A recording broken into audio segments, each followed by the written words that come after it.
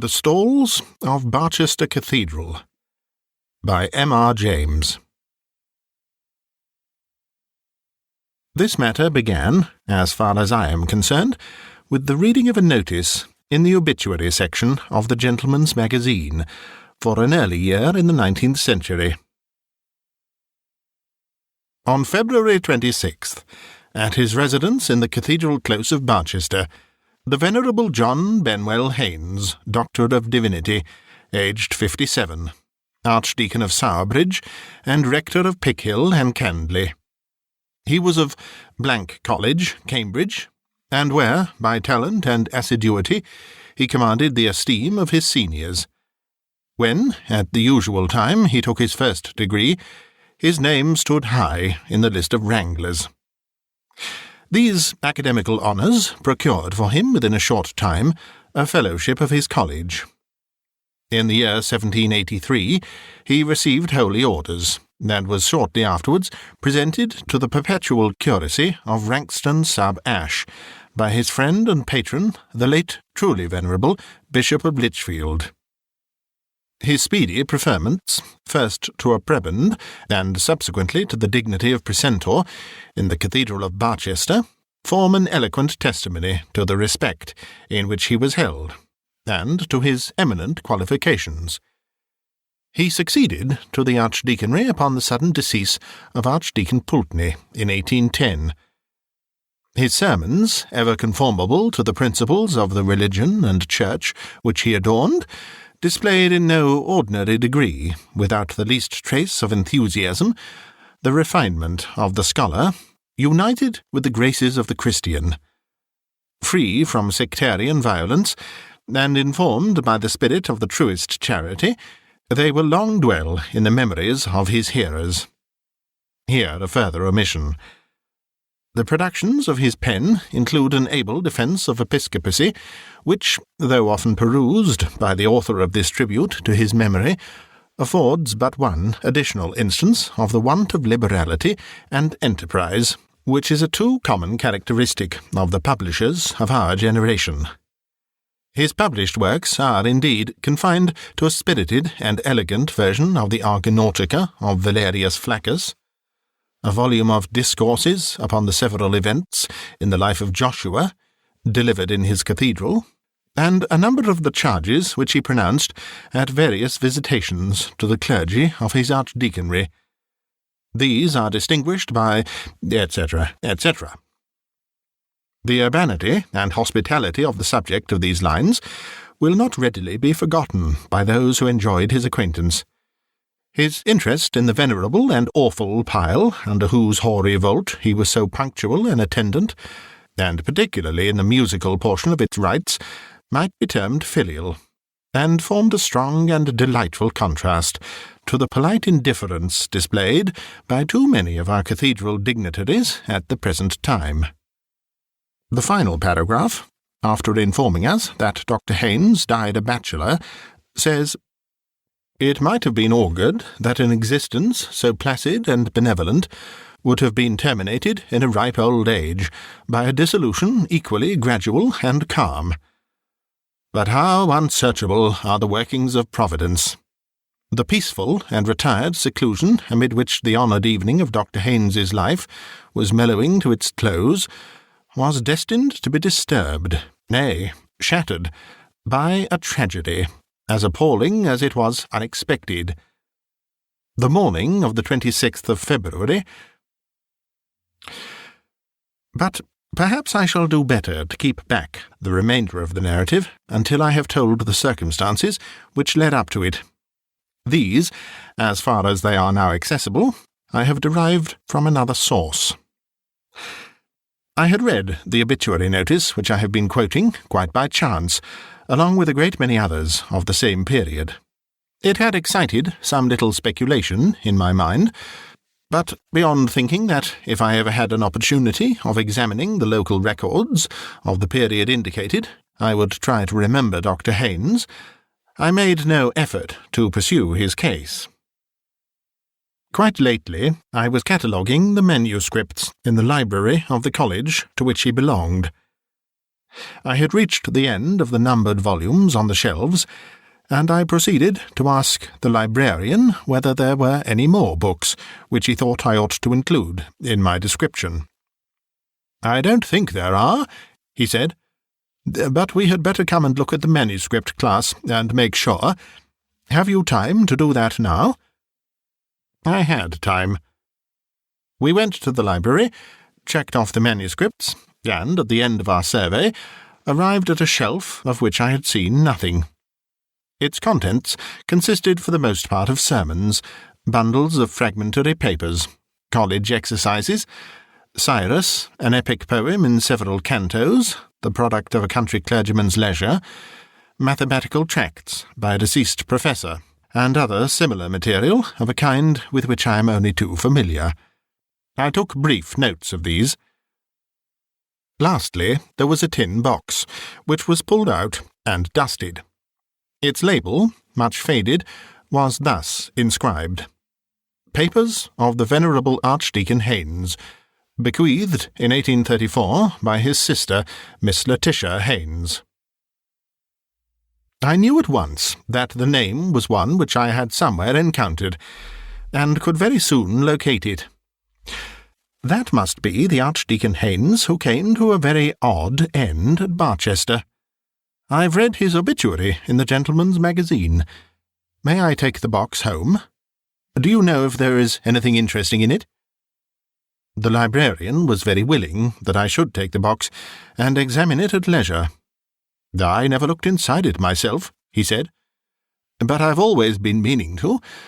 I am pretty sure that is the box which our old master once said ought never to have been accepted by the college. He said that to Martin years ago, and he said also that as long as he had control over the library it should never be opened. Martin told me about it, and said that he wanted terribly to know what was in it, but the master was librarian, and always kept the box in the lodge, so there was no getting at it in his time, and when he died it was taken away by mistake by his heirs, and only returned a few years ago. I can't think why I haven't opened it, but as I have to go away from Cambridge this afternoon, you had better have first go at it. I think I can trust you not to publish anything undesirable in our catalogue." I took the box home and examined its contents, and thereafter consulted the librarian as to what should be done about publication, and, since I have his leave to make a story out of it, provided I disguise the identity of the people concerned, I will try what can be done. The materials are, of course, mainly journals and letters. How much I shall quote, and how much epitomize, must be determined by considerations of space. The proper understanding of the situation has necessitated a little, not very arduous, research, which has been greatly facilitated by the excellent illustrations and text of the Barchester volume in Bell's Cathedral series. When you enter the choir of Barchester Cathedral now, you pass through a screen of metal and coloured marbles, designed by Sir Gilbert Scott, and find yourself in what I must call a very bare and odiously furnished place. The stalls are modern, without canopies. The places of the dignitaries and the names of the prebends have, fortunately, been allowed to survive, and are inscribed on small brass plates affixed to the stalls. The organ is in the triforium, and what is seen of the case is Gothic. The reredos and its surroundings are like every other. Careful engravings of 100 years ago show a very different state of things. The organ is on a massive classical screen. The stalls are also classical, and very massive. There is a baldacchino of wood over the altar, with urns upon its corners. Farther east is a solid altar screen, classical in design, of wood, with a pediment, in which is a triangle surrounded by rays, enclosing certain Hebrew letters in gold. Cherubs contemplate these. There is a pulpit with a great sounding board at the eastern end of the stalls on the north side, and there is a black and white marble pavement. 2 ladies and a gentleman are admiring the general effect. From other sources, I gather that the Archdeacon's stall then, as now, was next to the bishop's throne at the south-eastern end of the stalls. His house almost faces the west front of the church, and is a fine red-brick building of William III's time. Here Dr. Haynes, already a mature man, took up his abode with his sister in the year 1810. The dignity had long been the object of his wishes, but his predecessor refused to depart until he had attained the age of 92. About a week after he had held a modest festival in celebration of that 92nd birthday, there came a morning, late in the year, when Dr. Haynes, hurrying cheerfully into his breakfast-room, rubbing his hands and humming a tune, was greeted and checked in his genial flow of spirits by the sight of his sister, seated, indeed, in her usual place, behind the tea-urn, but bowed forward, and sobbing unrestrainedly into her handkerchief. What is the matter? What bad news?" he began.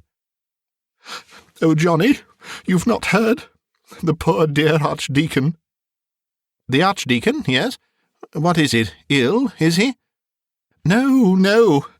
They found him on the staircase this morning. It is so shocking." "Is it possible? Dear, dear, poor Pulteney. Had there been any seizure?" "They don't think so, and that is almost the worst thing about it. It seems to have been all the fault of that stupid maid of theirs, Jane." Dr. Haynes paused. "I don't quite understand, Letitia. How was the maid at fault?" "Why, as far as I can make out, there was a stair-rod missing, and she never mentioned it. And the poor Archdeacon set his foot quite on the edge of the step. You know how slippery that oak is. And it seems he must have fallen almost the whole flight, and broken his neck. It is so sad for poor Miss Pulteney. Of course, they will get rid of the girl at once. I never liked her."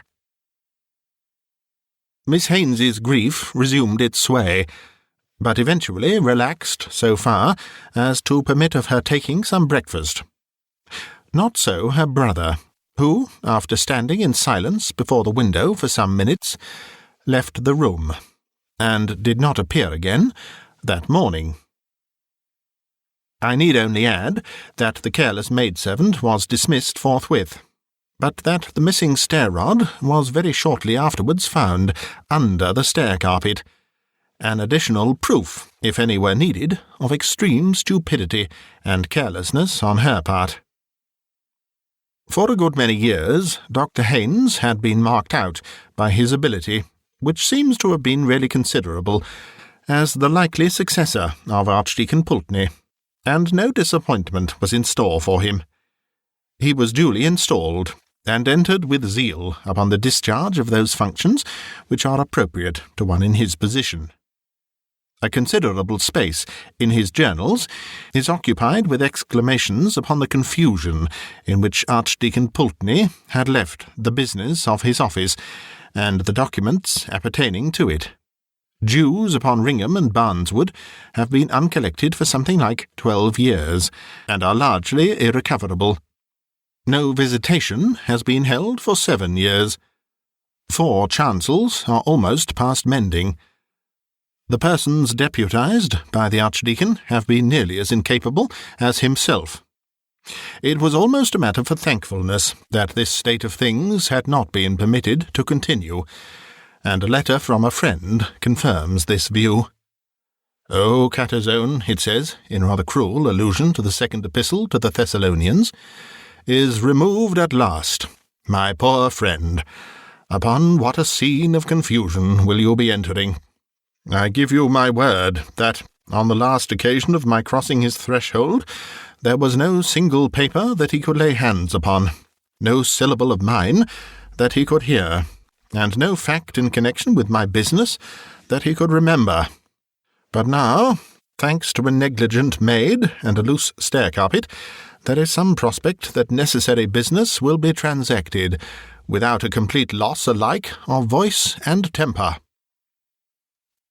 This letter was tucked into a pocket in the cover of one of the diaries.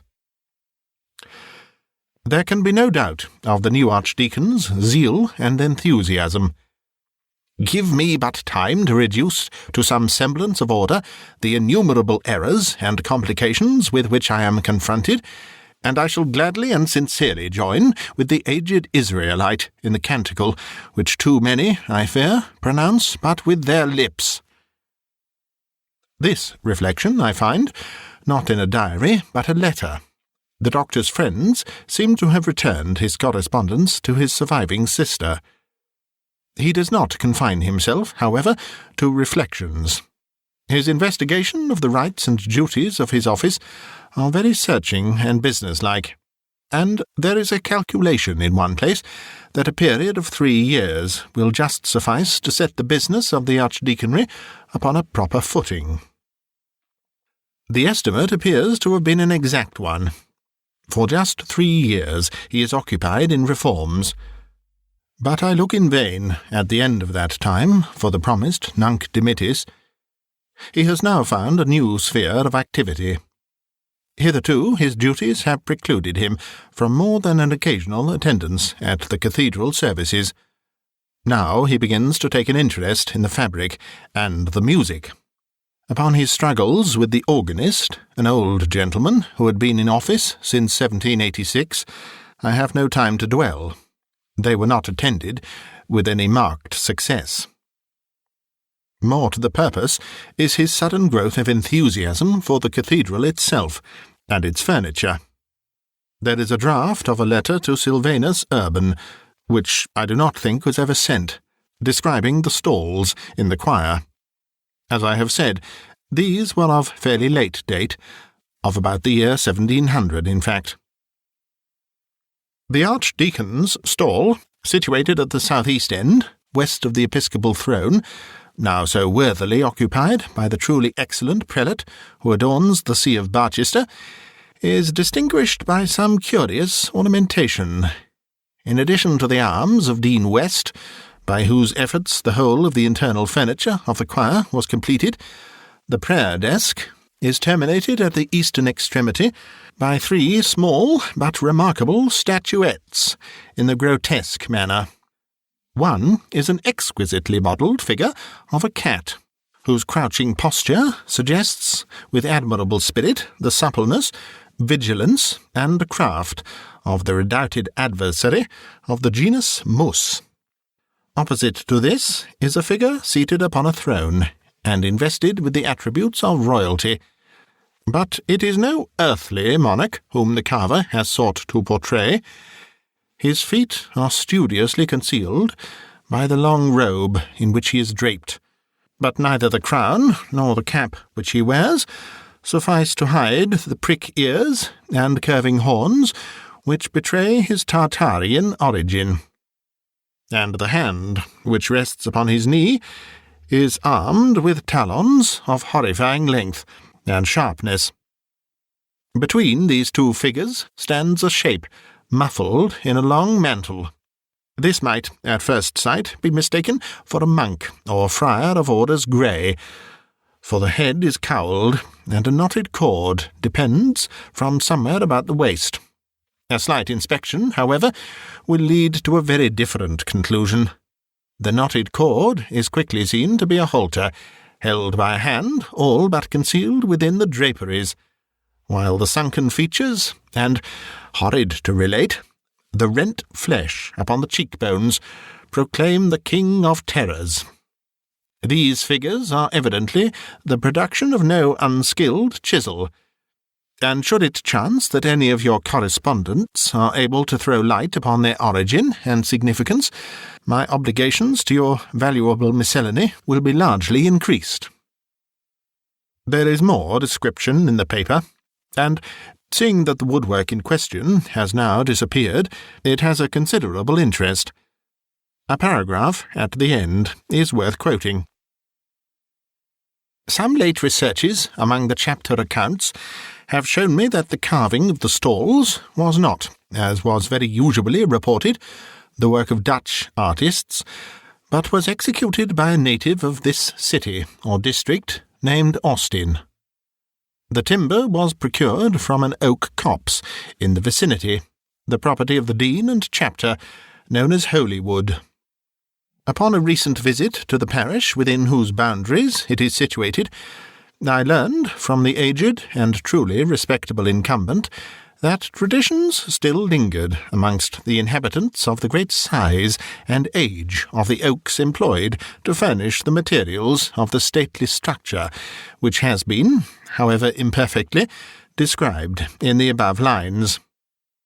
Of one in particular, which stood near the centre of the grove, it is remembered that it was known as the Hanging Oak.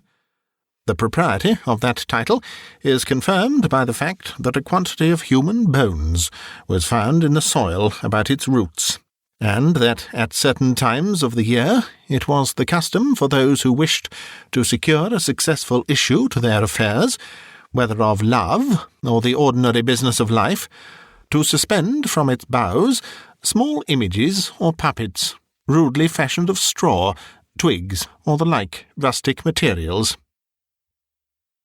So much for the Archdeacon's archaeological investigations.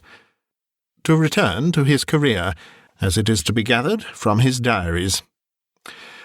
Those of his first 3 years of hard and careful work show him throughout in high spirits, and, doubtless, during this time, that reputation for hospitality and urbanity which is mentioned in his obituary notice was well deserved. After that, as time goes on, I see a shadow coming over him, destined to develop into utter blackness, which I cannot but think must have been reflected in his outward demeanour. He commits a good deal of his fears and troubles to his diary. There was no other outlet for them. He was unmarried, and his sister was not always with him. But I am much mistaken if he has told all that he might have told. A series of extracts shall be given. August 30th, 1816. The days begin to draw in more perceptibly than ever. Now that the archdeaconry papers are reduced to order, I must find some further employment for the evening hours of autumn and winter. It is a great blow that Letitia's health will not allow her to stay through these months. Why not go on with my defence of episcopacy? It may be useful. September 15th. Letitia has left me for Brighton. October 11th. Candles lit in the choir for the first time at evening prayers. It came as a shock. I find that I absolutely shrink from the dark season. November 17th. Much struck by the character of the carving on my desk. I do not know that I had ever carefully noticed it before. My attention was called to it by an accident. During the Magnificat, I was, I regret to say, almost overcome with sleep. My hand was resting on the back of the carved figure of a cat, which is the nearest to me of the 3 figures on the end of my stall. I was not aware of this, for I was not looking in that direction, until I was startled by what seemed a softness, a feeling as of rather rough and coarse fur, and a sudden movement, as if the creature were twisting round its head to bite me. I regained complete consciousness in an instant, and I have some idea that I must have uttered a suppressed exclamation, for I noticed that Mr. Treasurer turned his head quickly in my direction. The impression of the unpleasant feeling was so strong that I found myself rubbing my hand upon my surplice. This accident led me to examine the figures after prayers more carefully than I had done before, and I realized for the first time with what skill they are executed. December 6th. I do indeed miss Letitia's company. The evenings, after I have worked as long as I can at my defence, are very trying. The house is too large for a lonely man, and visitors of any kind are too rare.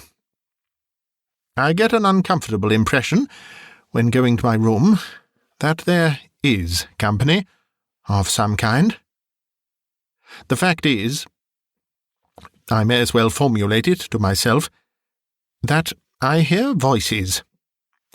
This, I am well aware, is a common symptom of incipient decay of the brain, and I believe that I should be less disquieted than I am if I had any suspicion that this was the cause. I have none whatever, nor is there anything in my family history to give colour to such an idea. Work, diligent work, and a punctual attention to the duties which fall to me, is my best remedy, and I have little doubt that it will prove efficacious.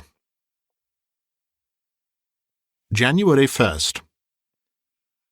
My trouble is, I must confess it, increasing upon me. Last night, upon my return after midnight from the deanery, I lit my candle to go upstairs. I was nearly at the top when something whispered to me, "Let me wish you a happy New Year." I could not be mistaken. It spoke distinctly, and with a peculiar emphasis. Had I dropped my candle, as I all but did, I tremble to think what the consequences must have been. As it was, I managed to get up the last flight, and was quickly in my room with the door locked, and experienced no other disturbance. January 15th. I had occasion to come downstairs last night to my workroom for my watch, which I had inadvertently left on my table when I went up to bed. I think I was at the top of the last flight, when I had a sudden impression of a sharp whisper in my ear. "Take care." I clutched the balusters, and naturally looked round at once. Of course, there was nothing. After a moment I went on.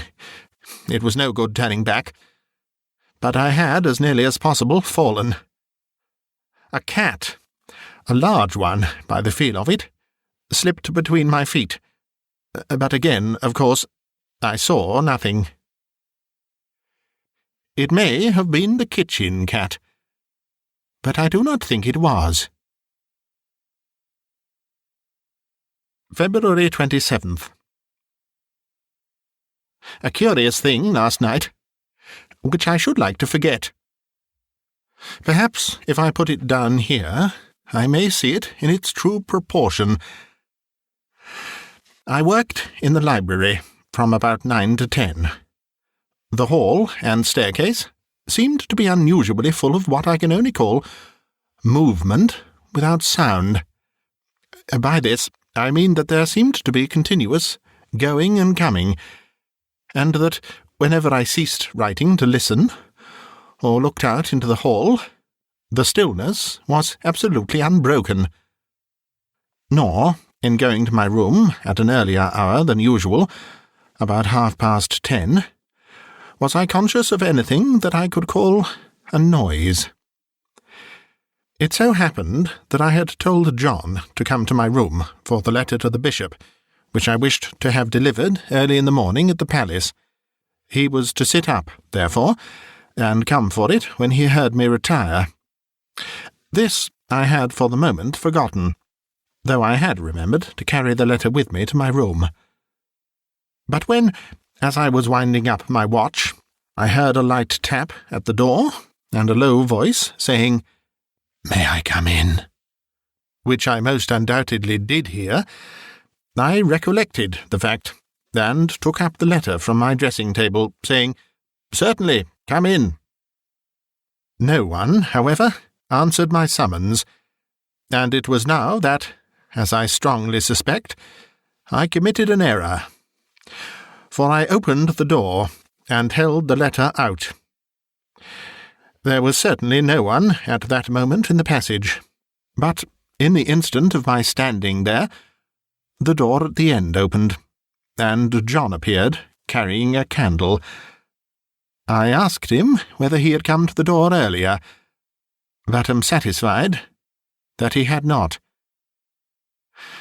I do not like the situation, but although my senses were very much on the alert, and though it was some time before I could sleep, I must allow that I perceived nothing further of an untoward character. With the return of spring, when his sister came to live with him for some months, Dr. Haynes's entries become more cheerful, and, indeed, no symptom of depression is discernible, until the early part of September, when he was again left alone. And now, indeed, there is evidence that he was incommoded again, and that more pressingly. To this matter I will return in a moment, but I digress to put in a document which, rightly or wrongly, I believe to have a bearing on the thread of the story. The account books of Dr. Haynes, preserved along with his other papers, show, from a date but little later than that of his institution as Archdeacon, a quarterly payment of £25 to J.L. Nothing could have been made of this, had it stood by itself, but I connect with it a very dirty and ill-written letter, which, like another that I have quoted, was in a pocket in the cover of a diary. Of date or postmark there is no vestige, and the decipherment was not easy. It appears to run, "Dear Sir, I have been expecting to hear off you this last weeks, and not having done so, must suppose that you have not got mine, which was saying how me and my man had met in with bad times this season. All seems to go cross with us on the farm, and which way to look for the rent we have no knowledge of it. This being the sad case with us, if you would have the great liberality, probably, but the exact spelling defies reproduction, to send £40, otherwise steps will have to be took, which I should not wish. As you was the means of me losing my place with Dr. Pulteney, I think it is only just what I am asking, and you know best what I could say, if I was put to it. But I do not wish anything of that unpleasant nature, being one that always wished to have everything pleasant about me. Your obedient servant, Jane Lee." About the time at which I suppose this letter to have been written, there is, in fact, a payment of £40 to J.L. We return to the diary. October 22nd. At evening prayers, during the Psalms, I had that same experience which I recollect from last year. I was resting my hand on one of the carved figures, as before. I usually avoid that of the cat now, and I was going to have said a change came over it, but that seems attributing too much importance to what must, after all, be due to some physical affection in myself. At any rate, the wood seemed to become chilly and soft, as if made of wet linen. I can assign the moment at which I became sensible of this. The choir were singing the words, "Set thou an ungodly man to be ruler over him, and let Satan stand at his right hand." The whispering in my house was more persistent tonight. I seemed not to be rid of it in my room. I have not noticed this before. A nervous man, which I am not, and hope I am not becoming, would have been much annoyed, if not alarmed, by it. The cat was on the stairs tonight. I think it sits there always. There is no kitchen cat. November 15th. Here again I must note a matter I do not understand. I am much troubled in sleep. No definite image presented itself, but I was pursued by the very vivid impression that wet lips were whispering into my ear with great rapidity and emphasis for some time together. After this, I suppose, I fell asleep, but was awakened with a start by a feeling as if a hand were laid on my shoulder. To my intense alarm, I found myself standing at the top of the lowest flight of the first staircase.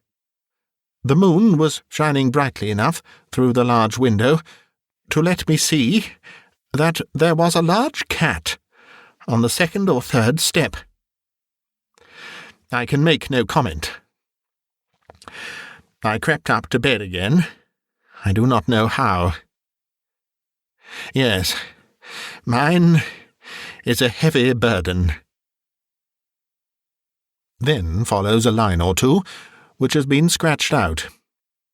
I fancy I read something like, "acted for the best." Not long after this, it is evident to me that the Archdeacon's firmness began to give way under the pressure of these phenomena. I omit, as unnecessarily painful and distressing, the ejaculations and prayers which, in the months of December and January, appear for the first time, and become increasingly frequent. Throughout this time, however, he is obstinate in clinging to his post. Why he did not plead ill health, and take refuge at Bath or Brighton, I cannot tell. My impression is that it would have done him no good, that he was a man who, if he had confessed himself beaten by the annoyances, would have succumbed at once, and that he was conscious of this. He did seek to palliate them by inviting visitors to his house. The result he has noted in this fashion. January 7th. I have prevailed on my cousin Alan to give me a few days, and he is to occupy the chamber next to mine. January 8th. A still night. Alan slept well, but complained of the wind. My own experiences were as before, still whispering and whispering. What is it that he wants to say? January 9th. Alan thinks this a very noisy house. He thinks, too, that my cat is an unusually large and fine specimen, but very wild. January 10th. Alan and I in the library until 11. He left me twice, to see what the maids were doing in the hall. Returning the second time, he told me he had seen one of them passing through the door at the end of the passage, and said if his wife were here, she would soon get them into better order. I asked him what coloured dress the maid wore. He said grey or white. I supposed it would be so. January 11th. Alan left me today. I must be firm. These words, I must be firm, occur again and again on subsequent days. Sometimes they are the only entry. In these cases they are in an unusually large hand, and dug into the paper in a way which must have broken the pen that wrote them. Apparently, the Archdeacon's friends did not remark any change in his behaviour, and this gives me a high idea of his courage and determination. The diary tells us nothing more than I have indicated of the last days of his life. The end of it all must be told in the polished language of the obituary notice. The morning of the 26th of February was cold and tempestuous. At an early hour, the servants had occasion to go into the front hall of the residence occupied by the lamented subject of these lines. What was their horror upon observing the form of their beloved and respected master lying upon the landing of the principal staircase, in an attitude which inspired the gravest fears. Assistance was procured, and an universal consternation was experienced upon the discovery that he had been the object of a brutal and a murderous attack. The vertebral column was fractured in more than one place. This might have been the result of a fall. It appeared that the stair carpet was loosened at one point, but in addition to this, there were injuries inflicted upon the eyes, nose, and mouth, as if by the agency of some savage animal, which, dreadful to relate, rendered those features unrecognizable. The vital spark was, it is needless to add, completely extinct, and had been so, upon the testimony of respectable medical authorities, for several hours. The author, or authors, of this mysterious outrage are alike buried in mystery, and the most active conjecture has hitherto failed to suggest a solution of the melancholy problem afforded by this appalling occurrence. The writer goes on to reflect upon the probability that the writings of Mr. Shelley, Lord Byron, and Monsieur Voltaire may have been instrumental in bringing about the disaster, and concludes by hoping, somewhat vaguely, that this event may operate as an example to the rising generation, but this portion of his remarks need not be quoted in full. I had already formed the conclusion that Dr. Haynes was responsible for the death of Dr. Pulteney, but the incident connected with the carved figure of death upon the Archdeacon's stall was a very perplexing feature. The conjecture that it had been cut out of the wood of the hanging oak was not difficult, but seemed impossible to substantiate. However, I paid a visit to Barchester, partly with the view of finding out whether there were any relics of the woodwork to be heard of. I was introduced by one of the canons to the curator of the local museum, who was, my friend said, more likely to be able to give me information on the point than anyone else. I told this gentleman of the description of certain carved figures and arms formerly on the stalls, and asked whether any had survived. He was able to show me the arms of Dean West and some other fragments. These, he said, had been got from an old resident, who had also once owned a figure, perhaps one of those which I was inquiring for. There was a very odd thing about that figure, he said. The old man who had it told me that he picked it up in a wood-yard, whence he had obtained the still extant pieces, and had taken it home for his children. On the way home he was fiddling about with it, and it came in two in his hands, and a bit of paper dropped out. This he picked up, and, just noticing that there was writing on it, put it into his pocket, and subsequently into a vase on his mantelpiece. I was at his house not very long ago, and happened to pick up the vase and turn it over to see whether there were any marks on it, and the paper fell into my hand.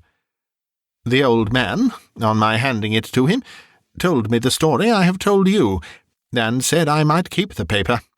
It was crumpled and rather torn, so I have mounted it on a card, which I have here. If you can tell me what it means, I shall be very glad, and also, I may say, a good deal surprised. He gave me the card. The paper was quite legibly inscribed in an old hand, and this is what was on it.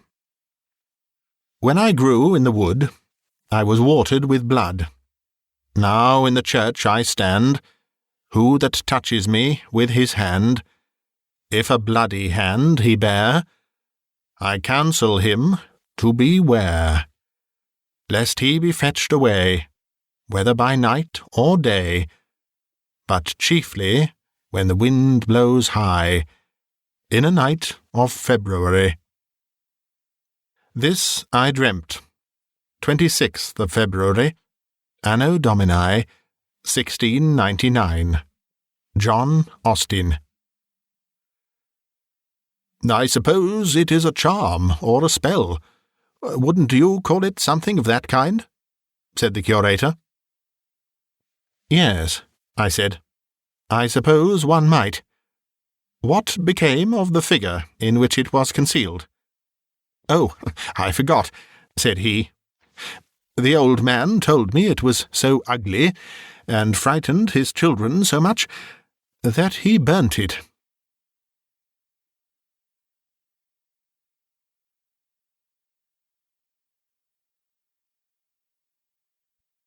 You've been listening to a bite-sized audiobook, read by Simon Stanhope.